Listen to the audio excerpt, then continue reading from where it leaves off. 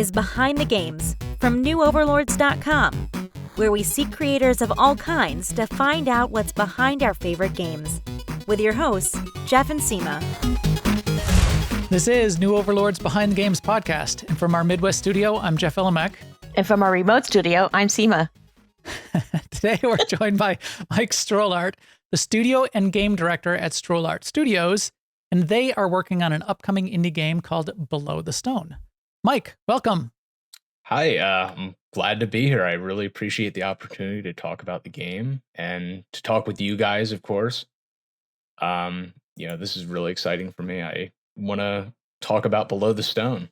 We're excited to have you, and I'm excited to catch back up. So we met at PAX West, which I thought was really cool. I went by that Apogee booth a couple times, and it caught my eye in a couple ways. One, it's a pixel art sort of based game, and it's really compelling. It's really well done, and it's bright and interesting and engaging that way. Then when I started to look at the gameplay and talk to you, there were a couple other things, and I know we'll get into this. It was the idea of an adventure, mining, crafting, gather stuff up with a roguelike sort of underneath it as you're sort of gathering and building up your mining empire. You're then going through roguelike levels. And then you and I talked about procedural generation of some of that content. And that is an exciting hot topic for me that people have listened to this before will know. And then we also talked about Apogee and Kickstarter and some of those kinds of things. So I hope we're going to get into all of that, and I'm sure we will today. But to kick it off, just as we like to do, why don't you describe in your words, and we'll show some pictures for the people that can see the video, but describe in your words Below the Stone, what it's like, where it's at, and what we can look forward to. Yeah, of course. Below the Stone is a pixel art roguelike about dwarves on the quest to the deepest depths, a place where each and every descent will lead to new adventures and where only the most determined dwarves with many lost lives will be rewarded by the hidden world that lies below the stone. that sounds like a crafted statement in a lot of ways, but perfect setup. I really like it. You have to I've learned this from the other indie devs. You have to kind of practice your pitch over and over and over and over again until funny enough, on my way to PAX to meet you guys, I had my postcards.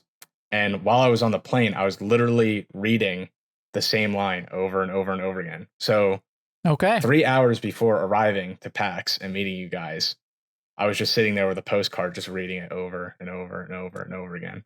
I've done that. I've done that for business tech industry conferences. I'm like, wait, what percentage of new technology CIO investment dollars per year? I got to remember all these stats. That I got to be able to.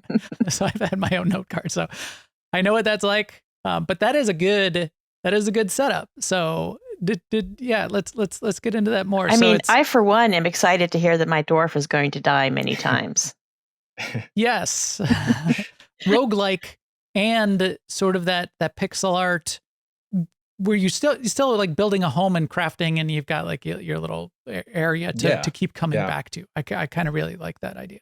Yeah, it's not all about just losing things, right? I find like with Below the Stone, we're sort of adding some new things that people want in roguelikes a lot. Taking inspiration from a few other things that aren't typically roguelike, right? Stardew Valley for one, right? People don't traditionally look at Stardew Valley as a roguelike, but a lot of people see Stardew Valley in Below the Stone with how it works. Terraria, some people see that inspiration, right? Mm-hmm. So we take a little of inspiration from all these different games that aren't traditional roguelikes and kind of bringing those ideas to what a roguelike game would be. And that's kind of why we're having not only just gathering these resources, but you're actually using these resources to build yourself this dwarven empire, right? Yeah. And not only that, but you actually use this equipment, use these resources to build armor, weapons, tools for your future runs in the game. So you're literally wearing your progress on your character. So every time you go down, you're risking that progress on your character in order to go deeper. I like persistence in my games. Yeah. So I don't play a lot of just the straight up roguelikes where where you play, like permadeath roguelike kind of runs. I'm not that big a fan of them. I like having some persistence and I like having progress. And in this case, you're building up your empire. And yes, you might lose that stuff, but you still have the foundation of what you've sort of like built, and you can gather some more resources. Okay, now I got to make another set, but I know how to make the set. And I like that crafting element and the RPG, sort of aspect to it. And if I can always come back to a home base, then the roguelike pieces are much, much more interesting and fun and easier to stomach when you fail. Yeah. Which I like. Yeah, and it's always up to you too, as well. Like what you bring down with you is up to you, right? So you get to decide, okay, this run I'm gonna bring maybe a few, maybe I won't bring my best legendary sword that I found. That's like a 1% drop off this boss. I'm gonna bring some, craftable, like let's say like I'll bring an iron sword and some tin armor or something, maybe some lower tier stuff. That way I'm not taking all this risk this time. But next time you go around, you're like, okay, I really want to go deep into these caves this time. I'm going to need my best armor to go down to the next level. So then you take that risk and you get to choose when you do that risk, right? And as you said too, you're also building this empire. So that way, every time you go down, it's not like you've lost everything if you die. You still have this kind of home base going on in the background. And another thing that, we can mention here is every time you go down into the caves, you're actually going to be saving these characters that you'll be bringing to the kingdom, and they'll add new crafting recipes, new, like, let's say an alchemist, right? There's going to be an alchemist that you'll save from the caves, and you'll be able to craft potions now at the kingdom. Same thing with other kind of new mission types, new characters that'll introduce like new like escape methods, right? Another thing we had in mind was being able to skip down layers by you'll save an NPC and he'll give you some new missions like, hey, well, we want to build you a new drill pod in order to dig deeper into the caves.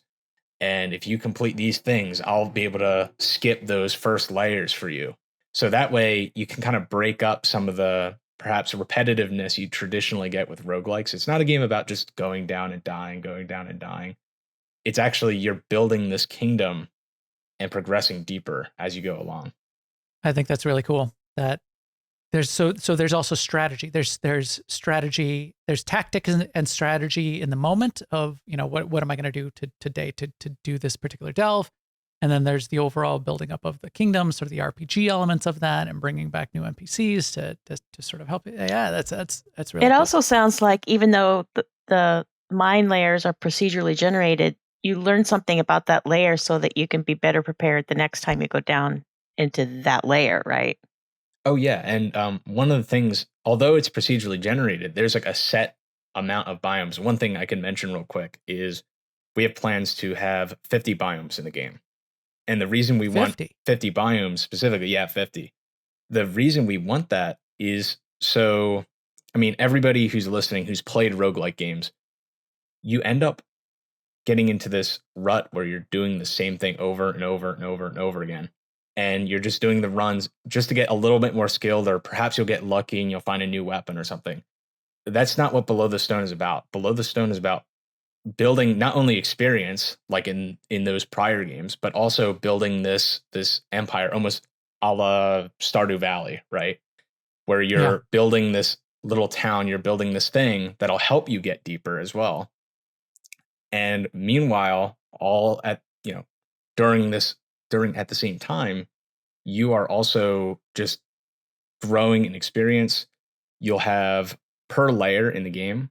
We have plans on, with these 50 biomes that we spoke about, having it where every layer in the game, every cave layer, there's going to be 10 biomes. So you'll kind of get experience with these 10 biomes as you go down.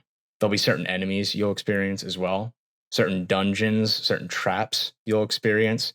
And as you kind of get used to the layer, you'll learn, okay, this is this biome. I got to worry about this. I know there's these hazards here. I know there's this that spawns here. So every run, you're gaining both experience, but also resources, equipment, so forth. As you're describing here, the not in-game character experience, but your experience with being able to handle that layer better and better. Yep. Experience with running it.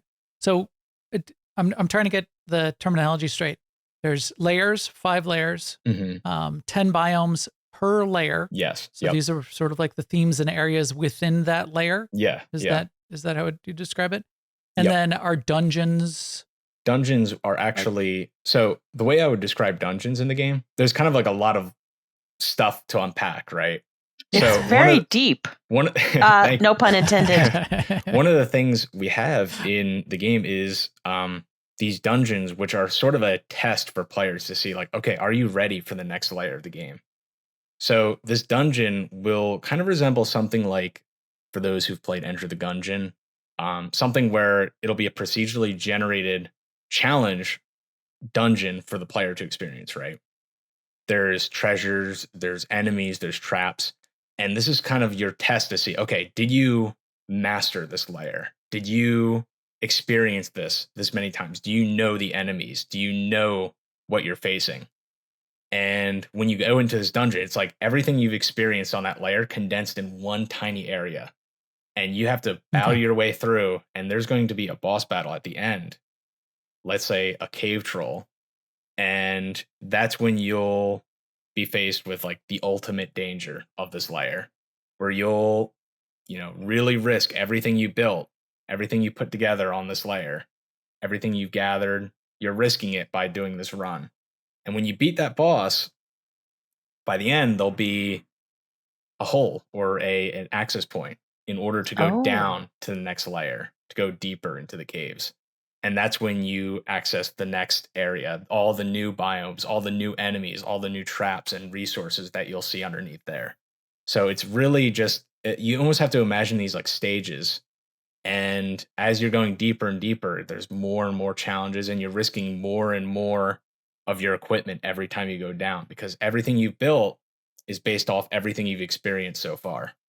The bosses, we talked in the past, and you mentioned these bosses, and you might encounter either these kind of either bigger creatures or these bosses that kick your butt at various times. It reminded me of a great word I like that I would love to see more in game design, which is nemesis. Oh yeah. I like when there's you come across either of these mobs, and you described at one point Elwyn Forest and World of Warcraft, Stitches, or your first time you get into Outlands and a Fell Reaver comes and stomps on you. Yep. That idea of coming across the big bad mob that just destroys you, annihilates you, and becomes just mentally for you as a player becomes a nemesis. And you now have a grudge. I hate that guy. Yeah.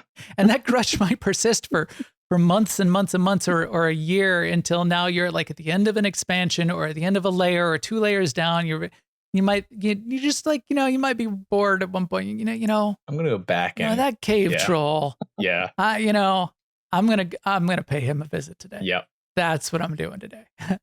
So I love that concept. Yeah, and that's exactly what you mentioned. Stitches, the Fell Reaver. These are kind of things I've experienced playing video games, and I love that feeling of wanting to go back and just destroy that guy that kicked your butt when you first got there.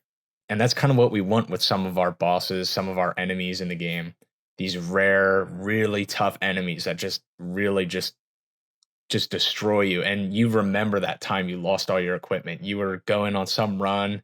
You had all these resources. Oh man, I found all this gold. And then suddenly a cave troll, my screen was shaking and I don't know what it was. And then suddenly out of nowhere, I just see a club come out of the dark, and everything was gone. And you just remember that guy, and you're just like, I can't believe that happened. And I have to start all over now. And I gotta go back to the kingdom and find all that stuff again. And then you come back one day and you're bigger than him. You have all this new gear. You found all these resources, and now you are ready to face him. And I like that. Now you're knocking on his door. Yeah, exactly. Look at me. I am the cave troll now. and I love the idea. But one thing that Warcraft didn't do for these guys was give these guys like really rare boss loot that that's right, they didn't. Yeah. And I think they should have that for Below the Stone. we're going to have like really rare drops that kind of like you go back, you fight this guy that maybe was like, let's say on layer 2, right? There's a cave troll, some big, mean, armored cave troll that was like wandering, and he just destroyed you one day. And let's say by now you're at layer 3, you got really good equipment on layer 3, and you decide one day, okay, I'm going to go back and see this cave troll guy again. You go back and you beat him, and he drops something really cool, like this like he drops the Trollbane axe, and this is like this tier 4, like a tier 4 layer 4 kind Oh, of drop, and nice. it's Yeah. like a really, really big reward for people to come back and kind of get something like that. Yeah. Again, one of the big inspirations was Terraria with Below the Stone and how many different items and resources you could get, and Yeah. that includes weapons, things like that, right? This big Trollbane axe that Yeah. you get from killing this cave troll. So, yeah. Can you store all this stuff? Or do you have to manage your inventory, so to speak? One of the things we wanted to do was kind of create this more although Below the Stone has like this rough roguelike element when you're in the caves, right? There's also the kind of forgiving element when you're in the kingdom area, when you're in your little home area, your hub. And this is where you will actually be able to store some of these items and upgrade a bank. And you'll be able to store this stuff away. So every time you're doing a run, you're not just carrying everything on you. You're able to put some of this stuff away. Okay, let me kind of activate my inner squirrel a little bit and store some of this stuff away for next time I do a run.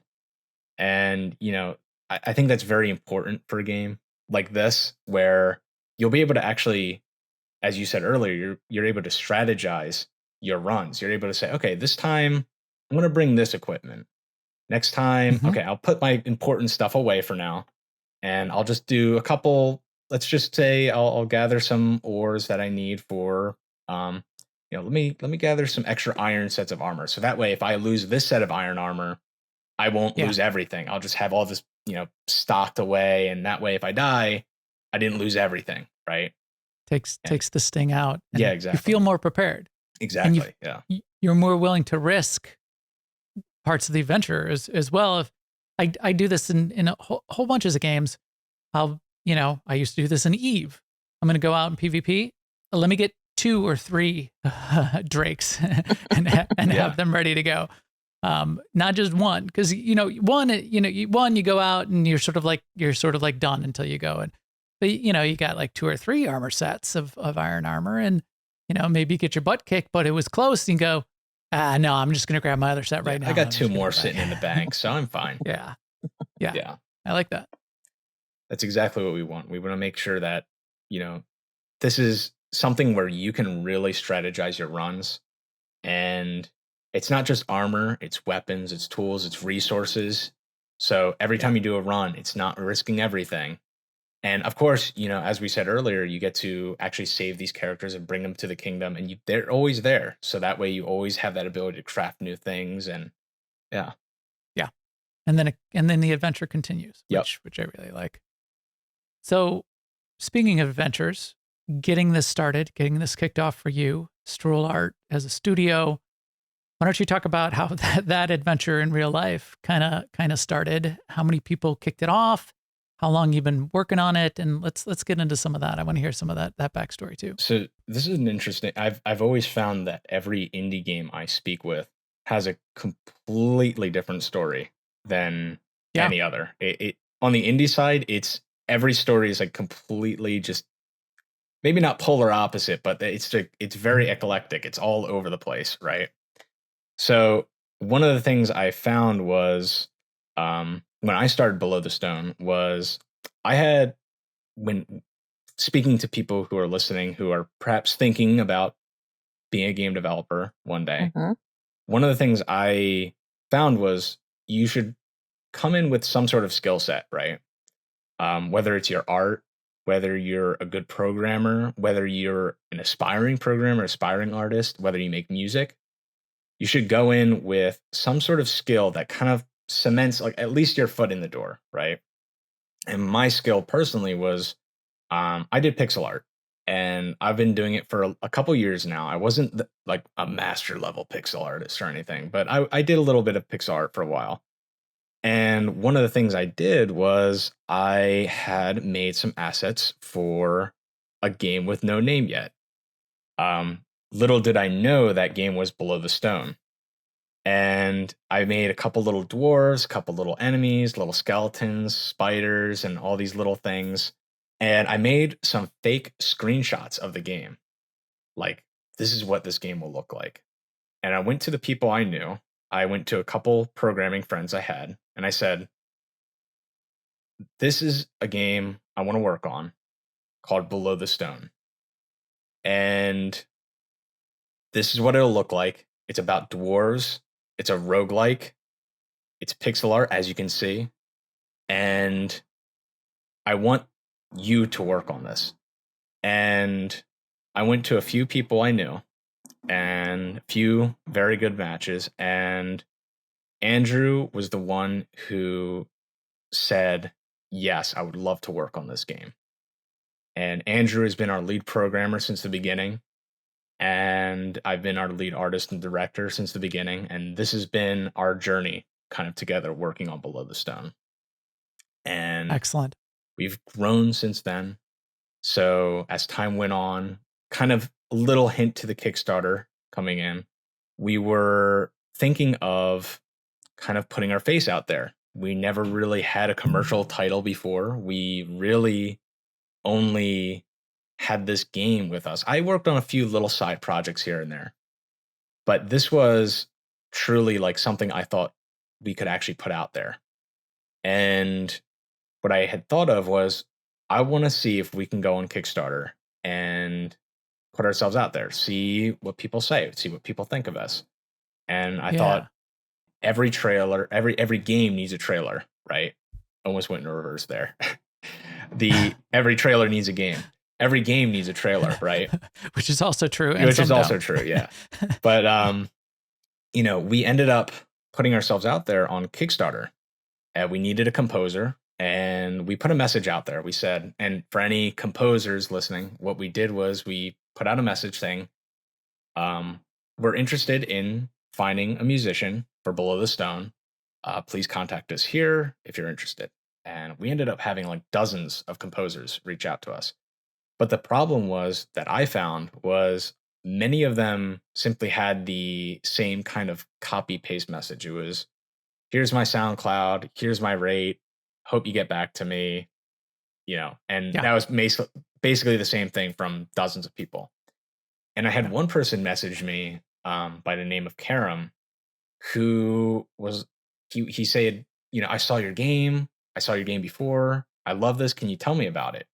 And start talking about it for a couple minutes. Then a couple minutes turned into an hour, and an hour turned into 2. And then after all that, he said, I really love this game. I am a composer and I would love to see if I could be a part of this. And, he was asking all sorts of questions about the whole time, like actually curious about the game, right? And it made such a huge contrast from everyone else that he had put all this effort into talking about the game, right? Yeah. And what I had learned was, there could have been 2 things happening, right? And, I try to analyze these kind of situations. And one of the things I thought of was, okay, this guy is either the perfect pick or he's just completely lying to me and, he's just pretending to be interested in all this, right? Interviewing well. Yeah. And I had thought about it and at the end I said, okay, either way, whether he's lying to me or interested, he's the best pick out of everyone because he's doing the work. He put all that work into it. Yeah. So either he's a very hard worker who's willing to work hard on this game to be a part of this, or he loves the game and is willing to put all this work into. So either way, I found out of all those people, he was the best pick. And for any composers out there, I know it's really hard, right, to put in that kind of time and then still be told no, right? Because there's a chance of that, right? There's a chance that you put all this effort in talking about this game and then suddenly somebody goes, well, we have a composer already, so sorry, buddy, you know? Right. But Right. at the same time, when you put that effort in, people recognize it. It makes a And difference. it makes a huge difference. And that's exactly why we picked Karam out of everybody. So, That's I mean, those are words to live by, really, yep, just Right. for anything that you're interested in. yep, any kind of job, any kind of opportunity that you're going for, it pays as great life advice. Coming from enterprise consulting and hiring people, this is advice you give to people when they're starting to interview as well. Hey, do you actually want to work for this company? Well, then it probably pays to do some research and figure out why you want to make sure you want to work for them and why you want to work for them and be able to articulate that for one. yep, And for because you show that sort of interest and passion, the people you're talking to, like you in this case, this is passion for you. And to have someone who is just going to be another job, that's not that. I mean, that can still work. That still can be useful. You might, going to get a contractor. They're going to do a thing for us, and they don't. Yes, I get that they're not passionate about it because we just need somebody to, I don't know, QA or make this thing for us. yeah, But when people are passionate, that helps. That you get an affinity for them, they get an affinity for you. It makes it much easier to sort of say yes. And even if you don't say yes for this particular opportunity, the people will remember you. And the people, now you've made a connection and maybe the next thing will work out, yep. which is great. And they might, even if it doesn't work for them, let's say if we already had a composer, right? If somebody started talking with me like, oh, we're looking for a composer, he would be the first guy I would say, this is the guy you got to go to, Right. So Right. putting in that effort, putting in that energy, rewards big. It's a long-term thing. It's way easier just to send a little copy paste message like, oh, here's my SoundCloud and here's my rate. Hope you get back to me. It's way easier to do that, but at the end of the day, putting in that effort shows so much more. And that's why we ended up picking him when we were doing that trailer for the first Kickstarter. Now, talking about things working and how they work. How did Kickstarter? Now you've said it a couple times. This sort of kicks this off. The first Kickstarter. I'm not all that familiar with actually the sort of the inside view of a Kickstarter, and I've heard this sort of secondhand from a couple of people now. We did the Kickstarter at the wrong time, or we weren't all that prepared for the Kickstarter. I wish we had done X. So what's your view on that, and how did that sort of work out for you guys? So I learned a couple things from doing a Kickstarter. One of the things we learned was you don't lose anything by putting a Kickstarter out there necessarily, right? So what we had done was let me kind of go over a little bit of story to kind of fill in the gaps here. One of the things we did was we did this Kickstarter. We put together a trailer. I worked with friends of mine who knew animation, and we ended up cutting together a trailer that was about, I think it was like a minute and a half long or so. And we thought, every Kickstarter needs a trailer, and we ended up putting this all together. It was all this traditionally what you see on Kickstarter is, the story of the game, its development, what it's about, the trailer. And we spent a little bit to do that, right? We had to spend some on a composer, right? We had to spend some on some assets to use on the Kickstarter page itself, because people recognize when you don't put effort into something, right? Kind of going back to that story of picking Karam over all the others. When we put that Kickstarter out, we had something like 20 fans on Twitter. We had like 20 followers. It was something like 20 to 100 followers or something like that. And we had like maybe 30 or 40 people on our Discord. And the most publicity we got was the most putting our face out there was us putting like little screenshots of what we were working out, like on little Discord channels here and there. And what we had thought of was, okay, let's do this Kickstarter. Let's put our face out there and let's see if people love what we're doing. Let's see if we can put together something and put ourselves out there. So we did the trailer, we did all that. And over the course of 30 days, we ended up raising from, mind you, 20 followers or something on Twitter, something like 30 to 40 Discord followers. We ended up raising $5,000 out of a 10 grand goal on Kickstarter. And I mean, when you think about that, it's sort of a shame, but you know, $5,000 in game development doesn't get you super far, right? Right. It is unfortunate, you know, but it doesn't get you super far. But what we had learned was there are people who, you know, after the Kickstarter didn't receive its funding, after it, you know, shut down, we had all these fans who were saying, we'd love you to keep working on this game. We want to keep supporting you. We want to see this become a thing. We absolutely love Below the Stone. We love this game for all these reasons. You know, please don't give up on it. And because of that, and because of what we had seen, we not only saw it in the numbers, but the people talking to us, right? You know, it's hard for having that few people to get recognized in any way, right? But we still had a decent amount of people donate to our Kickstarter. And we realized, okay, what if we took the time to grow this more, right? Right now, it's just a seed, right? It's just one little leaf sticking out of the dirt. What if we grew this a little bit bigger, gave it time, and tried Kickstarter again? And, you know, we had learned that despite not receiving the funding on Kickstarter, it was still a huge success for us, simply because we realized, you know, we have a fan base now. You know, we have a group of people who love this game.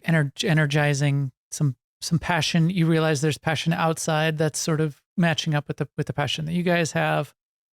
And so that's interesting to me. And I want to circle back on it for just a second. You said you don't lose anything by trying that Kickstarter. Yeah. And that's a little bit counter to what I've heard some other people say, almost like if you do the Kickstarter at the wrong time, that can be bad. So the fact that you put it out there, that was a jumpstart for you guys is what you're saying, regardless. And even though it didn't go through at that point, it got your name out there, it got some recognition, it sort of cemented the passion of a core group of fans. So would your recommendation be to do it sooner rather than later, and not wait, you know, not let the perfect be the enemy of the good, and not, you know, or you know, now that we'll get to the sort of the second Kickstarter, or, you know, are there lessons where there's some happy medium, I guess? Yeah. I where does that fall? What you said, don't let perfect be the enemy of the good. Again, what we learned was specifically that despite our small footprint, we had people who saw this and they saw something they loved. And that proved to us, what if we put this in front of more people? You know, what would happen if, you know, instead of on Kickstarter, let's say instead of 500 people who saw it, what if it was 50,000 people who saw it? How many people of those would love it, you know? And that's what kind of showed us, okay, we have something here, right? Maybe we don't quite know how powerful it is yet or how great it is yet, but we have something that people love, right? For some reason, right? Yeah. And that was really what cemented, we have something here. We have something that it can be very, very strong. And sure. Yeah. And, you know, that's when publishers started messaging us, you know, right after the Kickstarter, publishers started reaching out to us. Got it. So yes, do that first Kickstarter. It gets you, it gets you that it cements the position. Have something to show. As you said, you did put some work into, not only did you have a game, which is number one, have something real, but put the work into the trailer, put the work into the presentation, get your passion communicated so that you can pick up those fans. Yeah. But then you start getting connected to publishers, and then you're down the road a little bit, and maybe there's a second Kickstarter. So let's get to that, because I know you're with a great publisher now, and I really like Apogee and some of the some of the things that they've done recently and some of the indies that they've picked up. Is Apogee a good fit for you guys, and were there not good fits that you encountered along the way? Well, Apogee, first off, let me say Apogee has been a very good fit for us. They're very... I guess that was a dangerous question, but I thought that. But yeah, I mean, I wouldn't say it if I didn't believe it. They are a great fit for Below the Stone. And what I found was, which showed to me that they were a great publisher to sign with, was they were very specific about signing with certain games, right? They weren't picking any game to see if it worked out. They were picking certain games. And they were interested in Below the Stone. And because of that, and because they specifically wanted Below the Stone, it showed to me, okay, they're not just, throwing out a line and seeing what they catch. They were specifically, they saw Below the Stone, they loved Below the Stone. Yeah. And, we had a bad experience with a publisher before. Not one we had signed with, but one that we had. They had messaged us prior to that Kickstarter that we just spoke about. They saw we were doing a Kickstarter. And one of the first messages I got from them was something along the lines of, if you try to do a Kickstarter with what you have now, there's almost no way you would get the funding. And you really should sign up with a publisher like us in order to succeed on Kickstarter.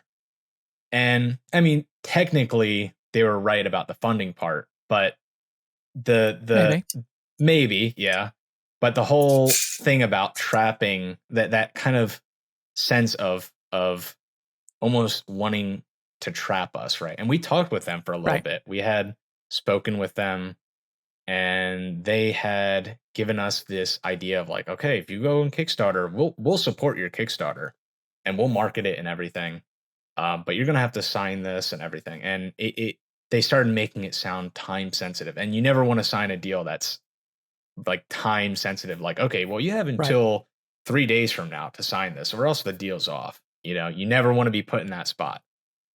And Apogee to us were, complete opposite on the spectrum from this, right? They were, totally showed patience with us, totally showed to us that they love Below the Stone. It wasn't just thrown out a line and see what they catch.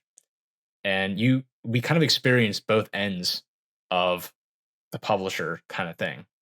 The kind of evil vampiric publisher over here, and then the little bit good, predatory. Then the good publisher that wants to be creative and wants, games like Below the Stone to succeed.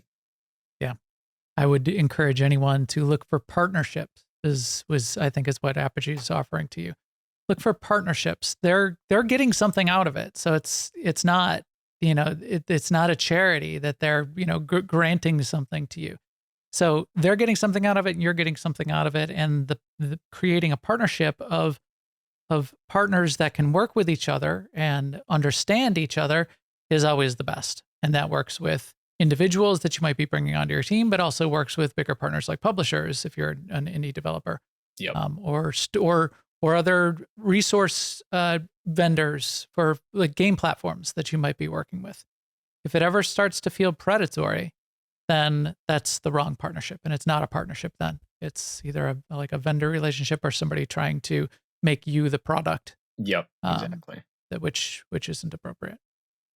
Excellent. Okay, well, I think that's really good advice and good things to hear. So let's get to the second Kickstarter, and sort of where things are at now, and then we'll get to like where things go from here. Yeah. So we ended up, when this is after we had signed with Apogee. We're a team of 3, right? It was myself, Andrew, Karam, and we were thinking, okay, we had made a promise to people that earlier on that we would launch another Kickstarter, that we wanted to kind of dedicate this Kickstarter to the original people who supported us, and to show, okay, we can succeed this. And there's always this nervous energy when, imagine being that skateboarder that like jumped off some half pipe, and then one time you just like skid out and just sprained your ankle or something. The next time you look at that, you're thinking, okay, and you almost feel the ache in your ankle again, right? I think we've all felt that. Yeah. Right. And you feel it again. You're like, okay, how brave am I to do this? And we had thought, we have grown our fan base, thousands of people by this point. So we had, now we went from that measly like 20 to 100 followers by the time of the Kickstarter, like during the duration of the Kickstarter, to now we were close to like 2,000, right? And we were like, okay, we our fan base is much larger now. We have a bigger network of people, including developers we've met, other people who also had Kickstarters that we tried to help out during the time, people who we had just over time met and worked with. And after all of this, we said, okay, what do we set our goal at? What's the number we set our goal at? That's not being asking for too much, right? But also being confident in ourselves and what we can accomplish. And what we had decided was, okay, our original goal was 10,000. We had only raised 5,000 out of that goal. And for anybody who knows Kickstarter, when you don't meet your goal, you get zero funding. There's no money gets sent your way. Right. Nobody's charged. It just ceases. So we were deciding our number, and we said, okay, let's see if we can do 20,000 for this Kickstarter. So this would be double the initial number. And we went in, and for weeks we were talking about the number. Okay, what do we do? Do we do 15K? Do we do 20K? Do we ask for the original 10K? Do we go higher than 25K? Where do we set this? We don't want to be too ambitious, and we don't want to ask, like, give off this idea that we're asking for too much. We don't want to also not believe in ourselves that we could reach the, something high, right? Right. And because that's going to be funding that's going to help get the game out the door too. Yeah. And you want to be able to use that to launch this thing and to fulfill this promise that you're making to the community. Yes. And we decided to set it at 20K after all this discussion, all this talk. And I had worked with several people I knew. The old animator who worked on the original Kickstarter, we brought him back, and he was an even better artist at this point. And I love that animation. I know we've got examples of it. That animation on top of it mixed in is really it is awesome. It like kind of tells the story of the game. It brings that pixel art that I worked on for years kind of to life, right? And what we had done was we brought him back, brought an editor on, put together this big trailer, worked together as a team to make this thing. And after all this, we decided, okay, it's time to hit the launch button and see what happens. And this was at the original PAX West, 1 year prior to when we met. And back in 2019, I believe, that's when or rather, I think it was 2020 when, was it? I think it was 2021 when anyway, we decided to launch at that first PAX West, right? And what we had done was we started to see, right before I got on the plane, I actually launched it because I had thought, what if I don't have internet when I get there, and I can't press this button? I'm the only one who can press this button because, I'm the only one with the ability to do this. So I was like, okay, right before I leave the door, I'm going to hit the launch button. And for several hours before, getting on the plane and everything, I just had no internet. I had no service or anything. And I was just waiting to see the number. It was like 0 out of 20K. And as the plane, after many hours, it was like something like 8 hours, right? 2 hours to get to the airport, fly in, land, finally get service again. And when we land, it's something like, I believe we were at $6,900 out of $20,000 on the first day as the plane landed. And that was the moment where I went, okay, we were good task for that. We did good. Yeah, Everything we put together, we did good. We beat. It's still not done yet, but not done yet. Yeah, it was. But on the first day, check, yeah, exactly. Okay, now you've landed, you've connected. It's something. Yeah, it's not zero still. It's not zero. Yes. Yeah, if that first check you've already exceeded, this is just hours later. The first time you check, you've exceeded what you did at the first one. That's the great launch. That's exactly what I thought. When we landed, I said, okay, we in hours beat the first original goal. Yeah. And that's when I knew, okay, we're not quite out of the storm yet, but we're on our way. And I think it was day 2 into PAX, we had completely funded the Kickstarter. So excellent. It was just days That's fantastic. later, completely funded. And later, by the end of the Kickstarter, after all that stress, after all that work, after everything we put together, the second Kickstarter ended up raising $40,000 out of the $20,000 goal. So we went from the Kickstarter barely being able to make half of a $10,000 goal to more than doubling a $20,000 goal. And that's when we knew from the Kickstarter, all those thoughts we had about, what if we put this in front of more people? What if we did this? What if we tried again? And we learned that, you shouldn't give up on something that you're dreaming about. You shouldn't give up. You should keep trying, and simply putting your face out there, putting your creativity out there is never a bad thing. And yeah. And we've learned this from a couple people now too, that from both sides. We've talked to PR, we've talked to the marketing teams at a couple small developers and some bigger ones. And one of the things we're learning is it's a long journey. It's a long journey. Not only on the development side, you've got 50 biomes. That's a long journey in and of itself. But it's a long journey to get the word out there, get the name out there. There's 30,000, 40,000 new games that are released on Steam every year these days. It takes a lot of effort to sort of break through and to build the momentum and get the word out, and word of mouth to share the ideas around and get people interested in your roadmap. And then once that starts to happen, once you start to get that critical mass, then you're down the road. And now you've got a big, an even bigger group of passionate people that are dying to get their hands on this, and now Seema and I included. So what does it look like from here? When I look at the pictures and the trailers and that kind of thing, it seems like there's something there now. I want to get my hands in there and play it. I know from the developer side that you can always think, no, there's so much more that we need to do, guys. So where's your thought process at right now?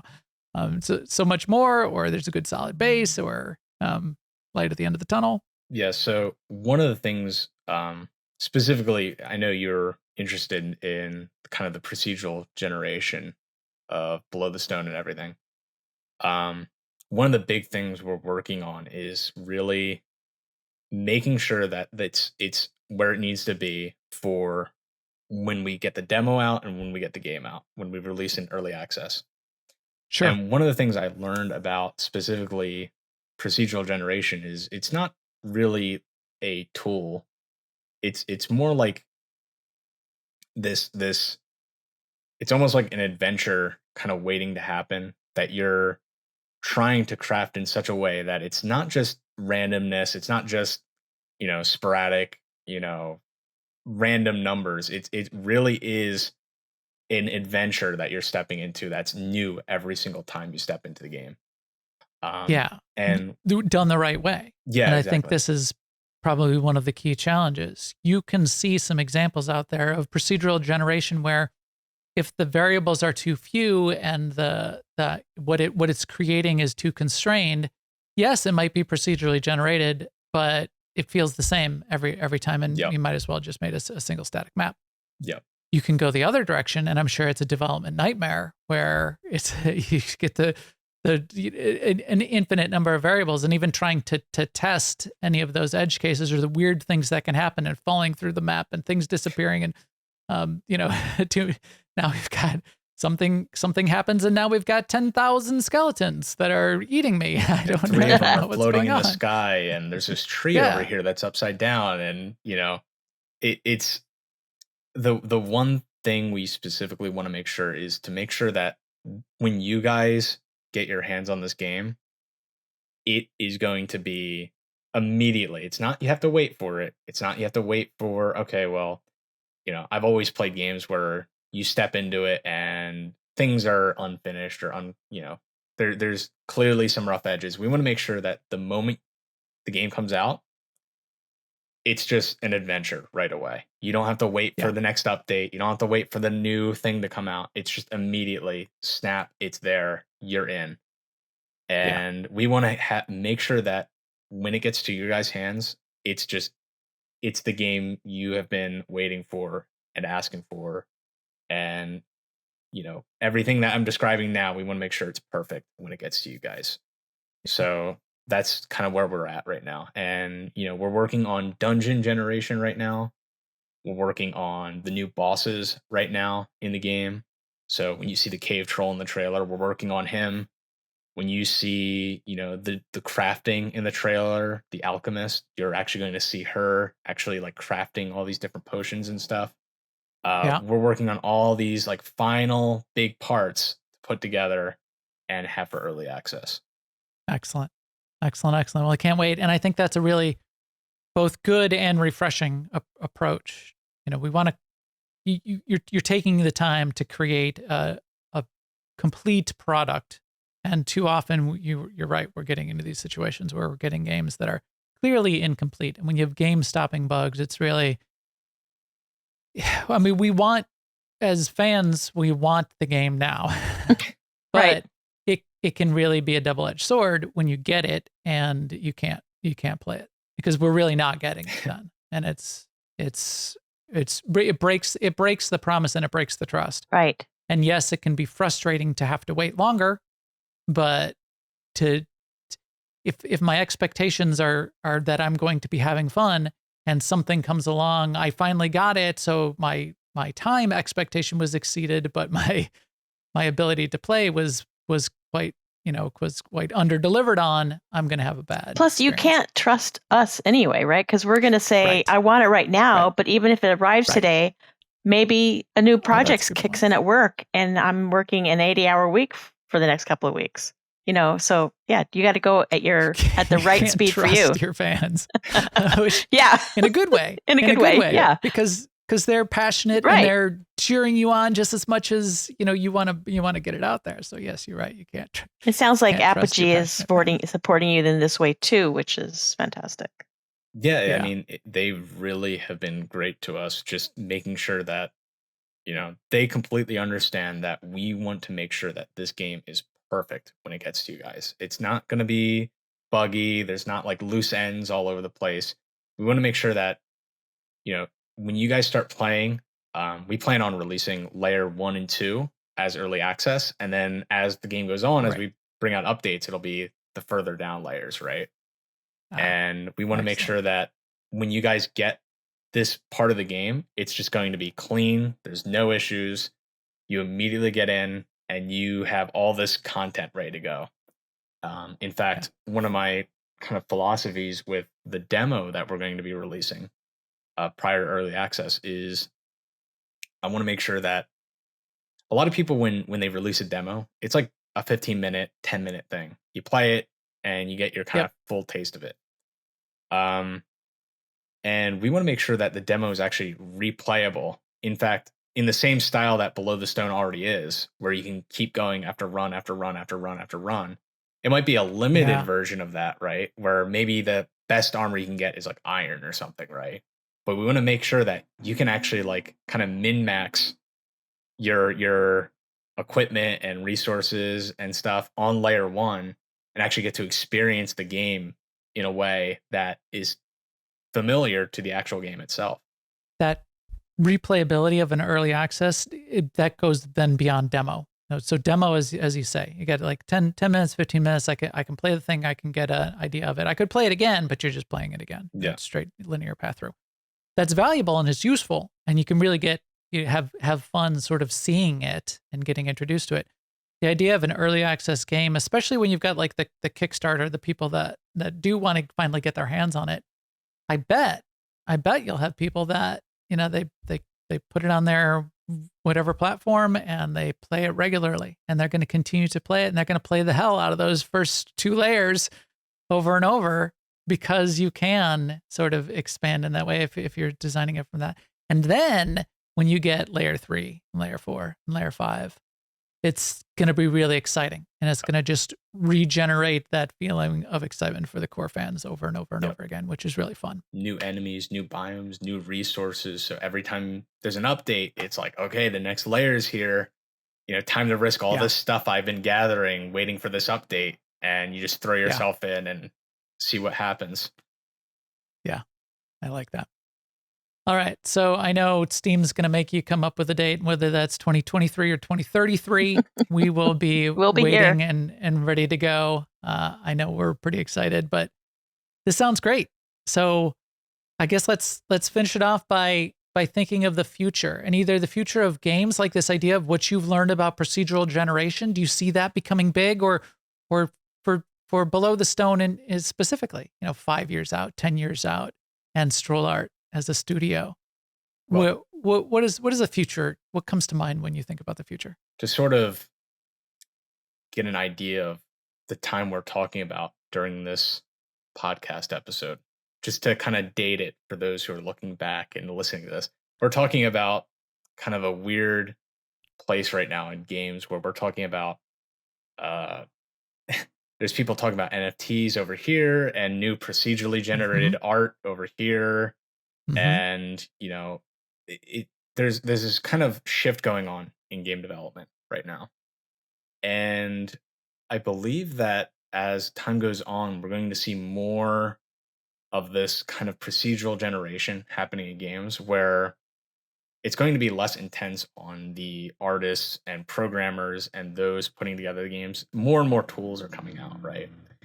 Tools like Unity are here now, but in the future, let's say 10, 20 years from now, we're going to see even more user-friendly tools come out. And I feel like more and more people are going to have access to becoming game developers, right?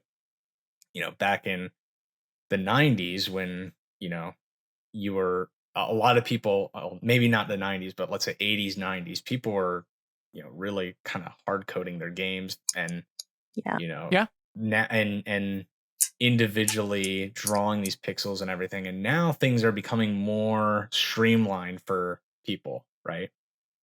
And I find, for me as an artist, it's a little bit scary to see like procedurally generated art suddenly like popping up all over the place, and people have like these they're just posting art like, oh hey, look, I made this wallpaper by just typing in this little prompt into this generator, and now the AI made this amazing looking wallpaper for this game, and a little bit scary, but I think that's just kind of the future of games, where as time goes on, we're going to see more of this take over.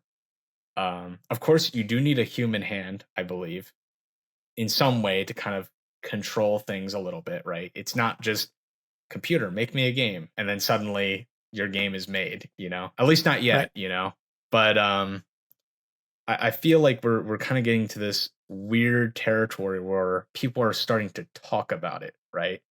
And usually when I find like technology in general, when people are playing with 3D printers, right? 20 to 30 years from now, people are going to be using 3D printers for like real, like, instead of going to the store, I'm just gonna, exactly. Yeah. And I feel like the same for indie games, where, these things are just toys right now, right? We're just playing with this AI thing, and they're just research experiments, and people are just doing pivot to tools. Exactly. Yeah. And slowly I think we're going to start to see them become more and more like tools that people use. Yeah. So I constantly see that. Again, little history lesson where like the Romans made that first little steam engine. I don't know if you know what I'm talking about, perhaps, but it's like they made that little steam engine, and they didn't even really know what it was, right? I feel like we're in that stage where we're starting to see these little toys, and we're like, oh, that's kind of cute. But then as time goes on, they're going to become more and more prevalent tools that people will use. Yeah.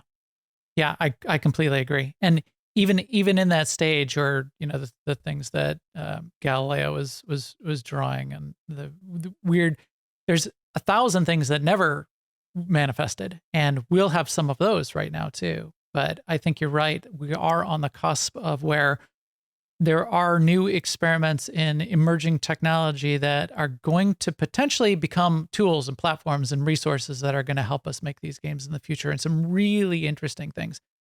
And if we get out, as you said, we're sort of dating ourselves here. We get out, somebody goes back in 5 or 10 years and listens to this and goes, "Oh, how quaint! They didn't realize the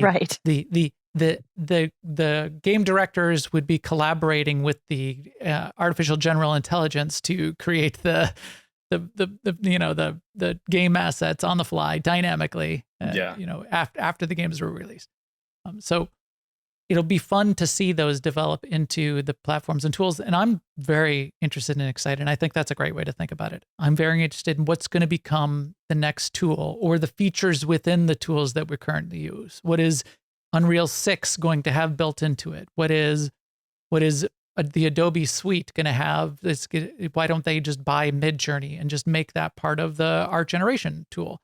Yeah. Artists are still going to be centric, in my mind, to whatever happens in the future. Just because we had cameras invented and the painters who were the artists, never, for one, their skill set was still very important, because the mix of color and light and how that comes together in a picture was interesting. But for two, now you had all of these additional people that had the capability to get into more of this art forms. More artists were born as a result. Yep. And that's probably where we're going to get to as well. Yep. But there's still the art and the art aspects that I think we're never going to lose. Yep. Boy, that's really fun to think about. All right, but thinking about the future, we can't wait. As I said, we can't wait for Below the Stone to become available. We'll have our eyes on it as you continue to progress. As we always say, we'll be watching your career with great interest. And as that develops, do want to say thanks a ton. It was great catching up again now since PAX West, hearing from you again. And we hope we can certainly stay connected as this hits early access. Maybe we'll catch up and have you or even more of your team on and see what it looks like and say hi again. Oh, absolutely. I would love to bring our team in and speak more about this. I mean, I have to say, I really appreciate this interview as well. I mean, this got to talk about quite a bit. Yeah, we get into what's behind the games. I mean, as well, it's to match what we're looking for. So. And it's way different than what you go through at something like PAX West, where you have to give the first 5 minutes of what we've been talking about 100,000 times. Yep. Right. Yep. Right. But we can't talk all day though, and so I want to make sure you can get back to making it, because we're dying for it. So we'll wrap up for now. But yeah. Certainly, thanks a lot, and I hope we can talk again soon. Absolutely, I appreciate it. Talk to you soon. Bye. Bye-bye. This has been a New Overlords production. For more, please visit newoverlords.com for video, subscribe and feed links, and other ways to help the show.